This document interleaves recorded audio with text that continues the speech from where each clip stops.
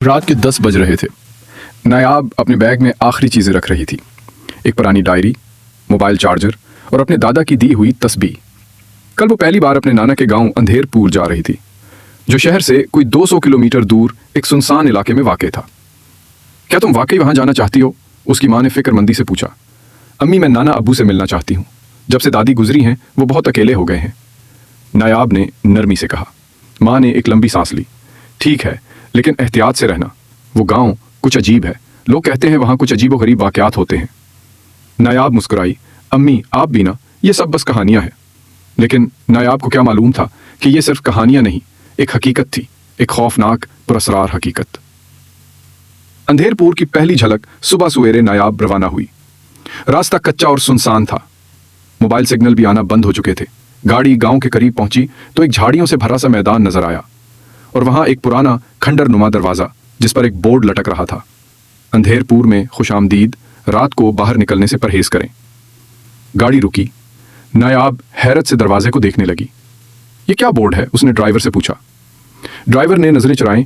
بس be B G, پرانی باتیں ہیں، لوگ ڈرتے ہیں، مگر آپ نانا جی کے گھر چلی جائیں، گھر گاؤں کے آخری کونے پر ہے۔ نایاب نے بیگ اٹھایا اور گاؤں کی طرف پڑ گئی۔ راستے میں ہر کوئی اسے عجیب نظروں سے دیکھ رہا تھا۔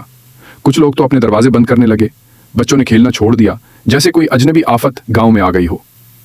نایاب جب نانا ابو کے گھر پہنچی تو وہ باہر صحن میں بیٹھے تھے، پرانی سی کرسی پر۔ گئی میری پوتری؟ ان کے چہرے پر ایک نرم مگر تھکا ہوا سا تبسم تھا۔ جی نانا ابو، لیکن نایاب نے فوراً محسوس کیا یہاں کچھ ٹھیک نہیں تھا۔ رات کو نایاب گھر کے ایک پرانے کمرے میں ٹھہری، وہی کمرہ جہاں اس کی دادی آخری وقتوں میں رہا کرتی تھی۔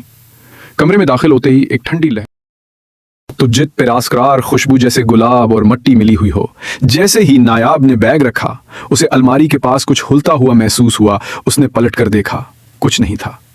رات کو جب وہ سونے لگی تو الماری سے آہستہ آہستہ کھڑکھڑاہٹ آنے لگی، پہلے ہلکی پھر تیز۔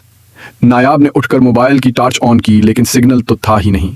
اس نے جیسے ہی الماری کے قریب جا کر دروازہ کھولا، اندر صرف پرانے کپڑے تھے، مگر نیچے ایک پرانا لکڑی کا باکس پڑا تھا جس پر خون جیسے نشان تھے۔